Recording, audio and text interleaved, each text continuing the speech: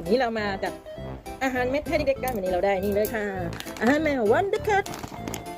สำหรับแมวโตอายุ1 ปีขึ้นไปรสทูน่ามารอกันแล้ว นี่นะคะตอนนี้นะคะจัดตัวอยู่ตอนนี้50 บาท1 กิโลกรัมเด็กๆอยู่กันเดี๋ยวรอหน่อยรอเลยค่ะรอพูดทดลองชิมหน่อยค่ะเด็กๆไม่ไหวกันแล้วน้องเคียวเพชรน้องมีโชคโอเคเดี๋ยวพี่เทให้ก่อนใจเย็นเด็กๆนี่เลยนะรสทูน่าสนใจติดต่อตะกร้าได้เลยค่ะฝากที่ร้านเลยค่ะโอเคเรียบร้อยนี่เลยจ้าว้าวเรียบร้อยนี่เลยค่ะติดต่อเลยนะคะสนใจกับวันเดอร์แคทนะคะ